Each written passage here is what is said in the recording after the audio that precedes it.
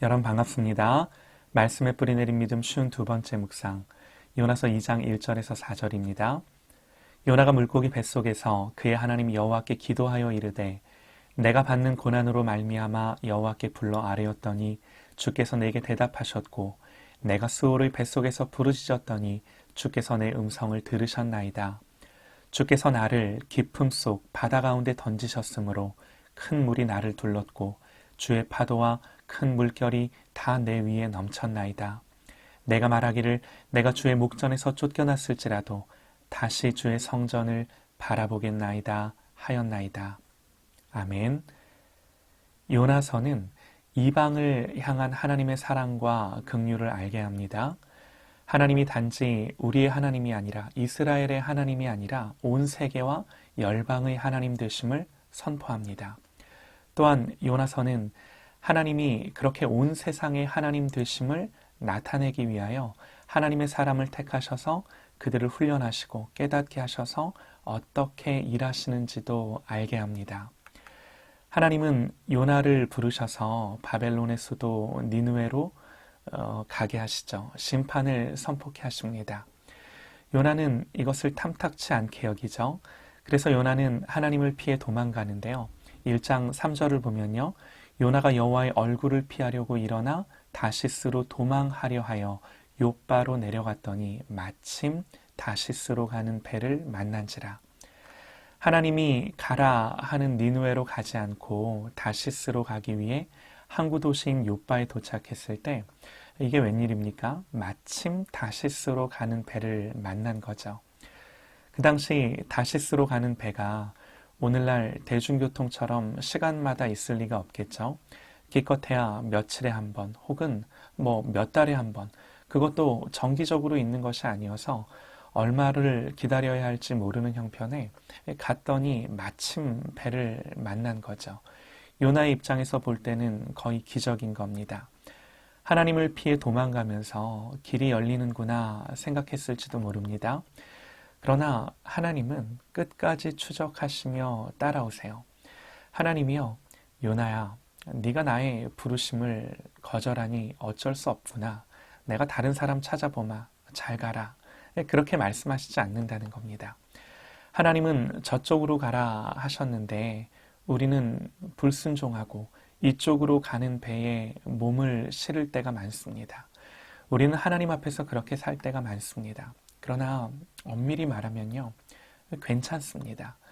괜찮다고 말하는 것은 우리의 그런 불순종이 괜찮다는 것이 아니라 나를 향한 하나님의 뜻이 나의 불순종에 막힐 수 없기 때문인 거죠. 그러면 나는 불순종해도 괜찮겠네요. 어차피 하나님의 뜻이 이루어질 테니까. 어리석은 질문이죠. 그렇게 살 수 있으면 살아보십시오. 그렇게 살아지나. 나를 엎으시고 넘어뜨리시고 깨뜨리셔서 하나님의 뜻대로 살게 하시는 거죠. 이것이 하나님 백성을 향한 하나님의 신실한 사랑인 거죠. 이게 없으면요, 하나님 백성 아닙니다. 하나님은 불순종하는 요나를 끝까지 추적하시고 찾아오시고 개입하십니다. 그래서 하나님은 폭풍을 사용하시는데요. 바다에 빠뜨리시고 물고기로 하여금 삼키게 하셔서 물고기 뱃속에서 사흘을 보내게 하십니다. 하나님의 얼굴을 피해서 살고 있을 때, 하나님은 저쪽으로 가라 했는데 나는 이쪽으로 가고 있을 때, 하나님은요, 계속해서 기회를 주십니다.